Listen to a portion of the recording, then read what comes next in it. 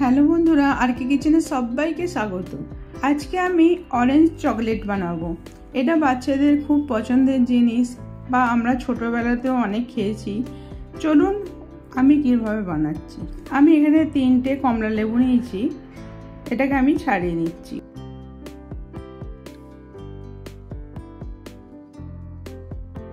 এবারে এই যে সুতোর মতনগুলো থাকে, এগুলো ভালো করে ছাড়িয়ে নিতে হবে।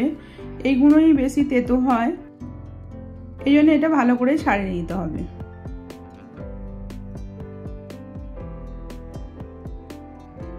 এইভাবে আমি সব ছাড়িয়ে নিয়েছি। এবারে একটা কাঁটা চামচে করে ভিতরে যে দানাটা থাকে ওইটাকে আমি এইভাবে বার করে নিচ্ছি। দানাগুলো অবশ্যই ফেলে দিতে হবে, একটাও যেন দানা না থাকে।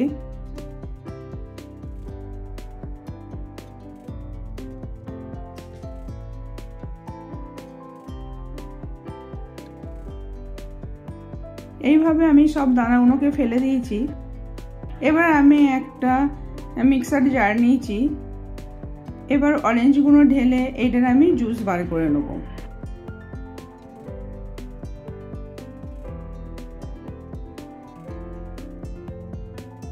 জুসটা বানানো হয়ে গেল। এবার কড়াতে আমি ঢেলে দিচ্ছি জুসটাকে।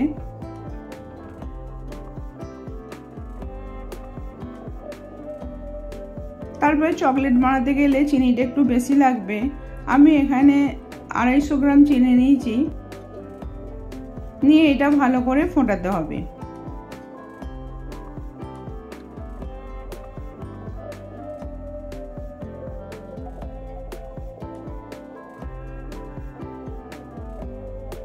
তারপরে একটু ফুড কালার দিয়ে দিলাম অরেঞ্জের।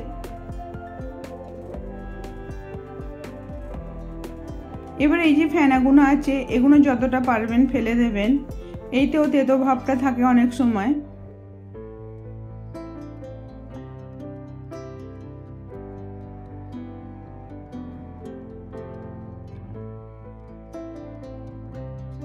তারপরে দিয়ে এটাকে ভালো করে ফুটিয়ে নিতে হবে, এরকম গাঢ় করে একদম ফোটাতে হবে।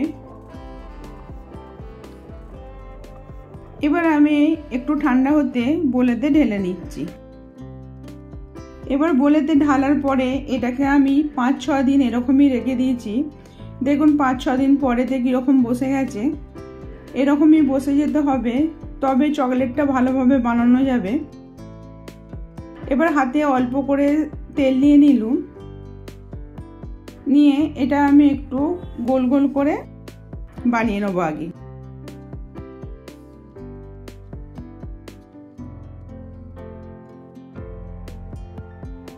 তারপরে এটাকে গোল করে বানানোর পর একটু চ্যাপটা করে দেবো, যেমন চকলেট হয়।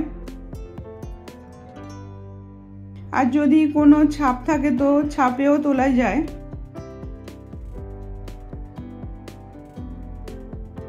এইভাবে আমি সবগুলোকে বানিয়ে নেব।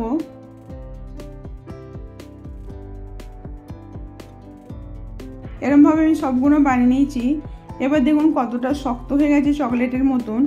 এবার আমি একটা টিফিন বক্সে সব ভরে নিয়ে আমি এটাকে ফ্রিজেতেই রেখে দেবো।